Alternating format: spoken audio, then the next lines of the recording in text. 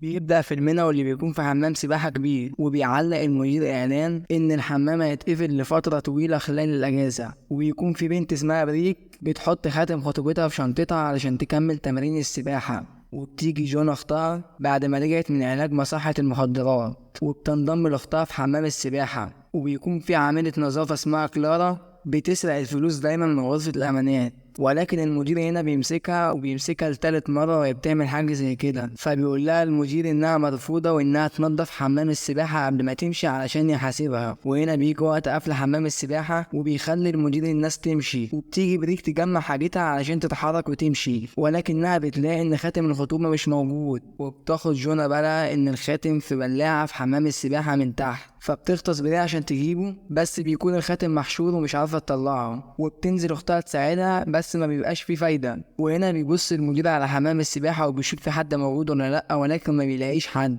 وده لأن الأختين غطسانين ومش باينين. فبيروح المدير لوحة التحكم وبيقفل غطا حمام السباحة. وبتاخد البنتين بلقوا هما تحت، وبيحاولوا هنا يطلعوا بسرعة لكن بيتقفل عليهم. وهنا بيحاولوا البنتين يكسروا الغطا، ولكن للأسف الغطا مصنوع من فايبر زجاجي. وبتزعلها أختها جونا وبتقول لها إن المفروض ما كانوش يخاطروا بحياتهم علشان خاطر خاتم. وبتقول لها برين إنها عايزة تجيبه علشان تبقى قدام أختها إنها مخطوبة. وهنا بيلاقوا فتحة صغيرة بس ما بتسمحش تخليهم يعدي إيديهم منها. وبتستنتج بريم إن أختها هي اللي رمت الخاتم في المسبح، وبتتخانق مع أختها وبتنزل تجيب الخاتم وبتعرف تطلعه. وبعدها بيتفق الأختين إنهم يحاولوا يبطلوا خناقة ويتفقوا مع بعض عشان يطلعوا. وبيعدي الوقت وبيجي آخر اليوم وبيتقفل النور في المسبح، وبيفضل هنا موبايل برين يرن لساعات، واللي بيكون ديفيد صاحبها، والموبايل بيكون في الشنطة عشان كده ما بتردش. وبتتريق جونا على اختها انه بيتصل كل ده بدل ما يروح يطمن عليهم، وبتقول انها عمرها ما كانت بتثق فيه من الاول. وبتتخانق الاختين بسببه تاني، بس بيجي لبري صداع جامد، وبتقول لاختها انها عندها مرض السكر من 3 سنين،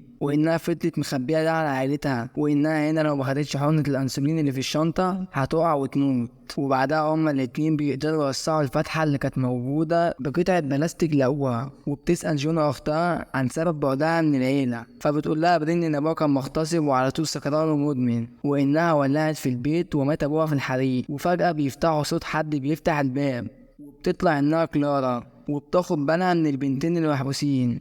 بتاخد بالها ان كاميرات المراقبة شغالة، فبتروح تقفلها وبتروح تفتح شنطة بريم وبتاخد منها الفلوس والبطاقة وبطاقة الائتمان. وبيكون الأختين فاكرينها هتساعدهم، لحد ما كلارا بتسألهم عن الرقم السري بتاع البطاقة، فبيستغربوا من السؤال وبيسألوها هي بتعمل ايه. فبتقول لهم ان جوزها في السجن وان عليها فواتير وديون كبيره جدا ومش عارفه تسددهم. وهنا بتديها برين رقم السري مقابل انها تنقذهم، ولكن كلارا بنت الحراميه بتمشي وبتقول لهم انها هتجيب الفلوس الاول من المكنه وارجع لكم، وان البنتين ما قدامهمش حل غير ان هما يستنوها. وبتسوق حالتهم هما الاتنين بعد ما الدفات اتقفلت. وبتنزل جونا تحت تشيل غطا البلاع ولكن بتفشل، وبيحضن الاختين بعض عشان يدفوا بعض، ولان الدفايه فاصله والميه ساقعه، وبيفضلوا بايتين في حمام السباحة طول الليل. وبيجي الصبح وبتظهر كلارا وبتتريق على الأختين واللي هما فيه، وبتحاول جونا إنها تمسك نفسها عشان ما تتعصبش عليها علشان تساعدهم. وبتقول لها جونا إنها تجيب حقنة الأنسولين من شنطة رينا، ولكن كلارا بتكون متضايقة إنها لقت كل اللي في البطاقة $80 بس. وبتهددهم وبتقول لهم أنا هسيبكوا تموتوا علشان انتوا أغبياء وضحكتوا عليا. وبعد شوية بتقرر جونا إنها تعاقب كلارا على اللي بتعمله معاها، فبتمثل إنها تعيط وبتطلب من كلارا إنها تقرب من الفتحة اللي موجودة جنبها. فبتوطي كلارا من الفتحة علشان تسمع جونا هي بتقول ايه. وفجأة بتطعن جونا كلارا بالقطعة البلاستيك، وبتصرخ كلارا من الوجع وبتعيط، وبتشوف الجرح في المراية وبتنضفه وبتوقف النزيف. وعلشان تنتقم بتشغل كلارا منظف المسبح الآلي، وبيكون البنتين بيتخانقوا ومش عارفين يتنفسوا بسبب الكلور بتاع التنظيف، وبيفضلوا يصرخوا ويندعوا على كلارا عشان تساعدهم. فبتاخد كلارا بالها من خطورة الموقف وبتوقف الجهاز، وبعدها بتروح لهم وبتقول لهم انها ما عندهاش حاجة تخسرها ومش خايفة على نفسها، تكون عايزة تعاقبهم بسبب اللي عملوه معاها وتخليهم يدفعوا تمن غلطتهم. فبتخليهم يدوها خاتم الخطوبة الألماظ،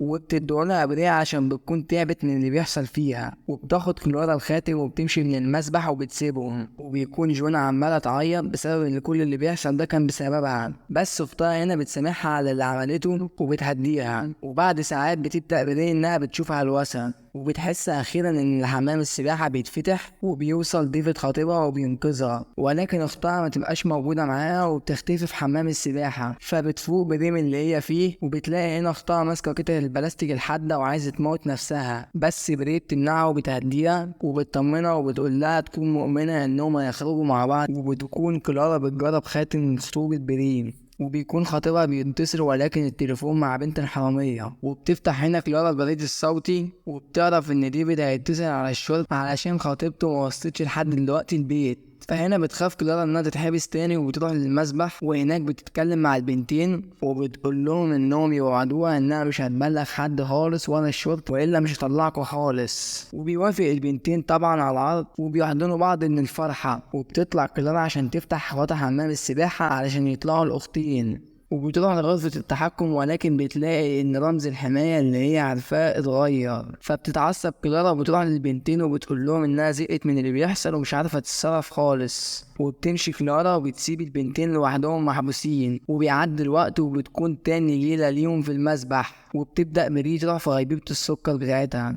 فبتحاول جونا انها تفوق اختها وبتقول لها بري ان ساعة الحادثة لما قتلت ابوها خلته ما يهربش من الحريق، وفضلت تقول انها قتلت الوحش. وبتنزل جونا تجرب انها تفتح غطا حمام السباحة من تحت من الكوع، وبعد كذا محاولة وفشلها بتاخد المنشفة من اختها وبتربطها في البلاعة، وبتطلع على سطح المية عشان تلحق اختها وبتلاقيها فاقدة الوعي وبتغرق في المية. فبتعمل لها جونا تنفس اصطناعي وبتنجح في انها تخلي اختها تتنفس وتفوق تاني. وبتنزل تجيب جونا غطا البلاعة من تحت وبتكسر بيه الغطا، وبتكسر بالفعل عن طريق الفتحة. وبتمد جونا ايدها علشان تفتح الفتحة جامد ولكن بتتعور من الازاز جامد. واخيرا جونا بتشيل اختها وبيطلعوا من حمام السباحة، وبتدي جونا اختها حقنة الانسولين بسرعة وتبقى خايفة ان اختها تموت. وفجأة بتظهر كلارا وبتبقى معاها مسدس وبتوجهه لجونا وبتهددهم بقتلهم علشان لو فضلوا عايشين هيبلغوا عنها ويخلوها تتحبس. ولكن كلارا بنت الحرامية بتحس بيهم وبترجع لهم الخاتم الألماظ، وبتتصل جونا بالشرطة وبالإسعاف علشان يجوا يلحقوا أختها بسرعة قبل ما تموت. وبتخلي جونا كلارا تهرب علشان ما يتقبضش عليها. وبعدها بتفوق بريم على سرير الإسعاف وبتديها جونا أختها الخاتم، وبيحضنوا الأختين بعض وبيعيطوا من الفرحة علشان هما طلعوا من موقف زي ده بعجوبة. وبيشد المسعفين السرير بريم علشان يودوها المستشفى وبيخلص الفيلم.